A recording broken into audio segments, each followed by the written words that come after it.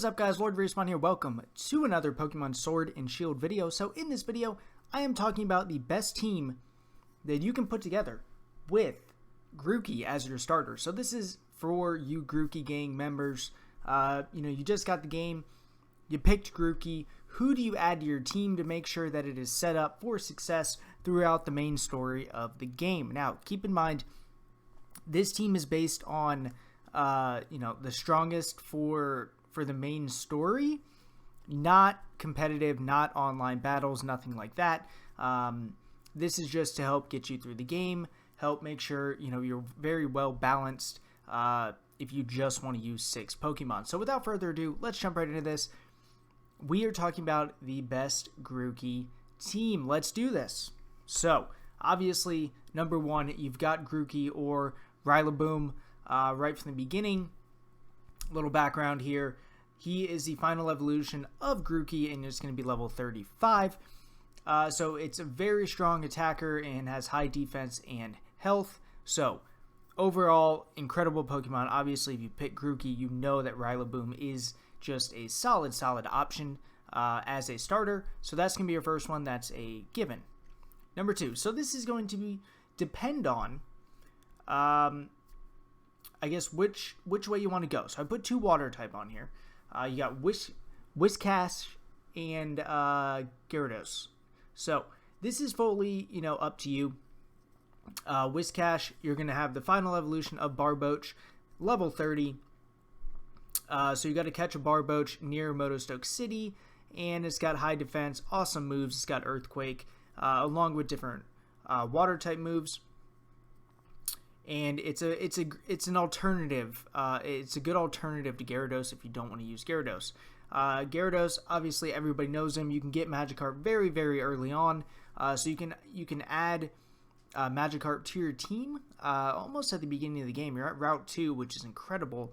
Level 20 with the evolution, and then you guys know Gyarados is one of the strongest Pokemon in all of Pokemon.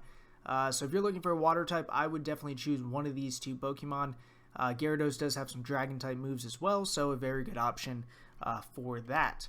Next up, we've got Excadrill, final evolution of Drillbur, level 31. You catch it in the Galar Mine.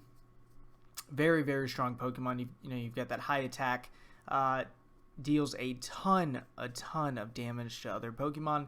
Definitely recommend using him for your team. Get some ground moves in there, things like that.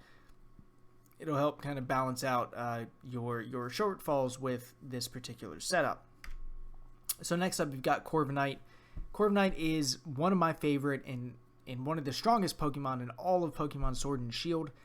It's the final evolution of Grookey, and you'll get it at level 38, and you can catch Grookey right off the beginning in Route 1, so it's just incredible to have him in your party, or at least start progressing towards Korbinite early on in the game and carrying him all the way through the final matches in the game. Korbinite, I mean, I literally cannot recommend enough to have him a part of your team.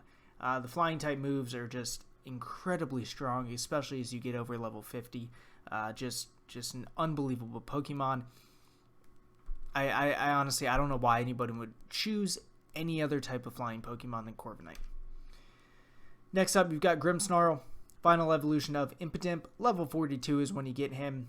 You can catch Impidimp in the Glimwood Tangle, which is going to be by all the fluorescent mushrooms around the fairy gym, and leading up to the fairy gym, I should say. Very high attack, and the good thing about Grimmsnarl is it has dark and fairy type moves, so you don't have to have a separate fairy type Pokemon. You can actually have a mix of dark and fairy, which actually becomes super helpful in your journey all the way through the final battles in the Champions Cup. Grimmsnarl, another one of those lock Pokemon that you really need a part of your team. And finally, we've got our Canine or Ninetales, and this is going to depend on if you have Pokemon Sword or Shield, so I went ahead and put both of them in.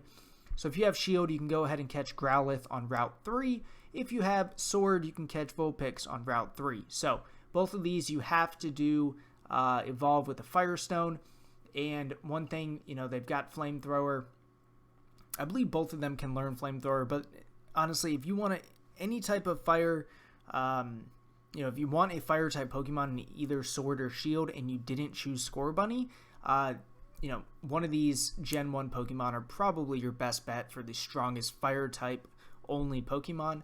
And honestly, I could not recommend these two enough. So there you have it. We can go through these real quick backwards and just so you can get like a high level overview of what we kind of talked about.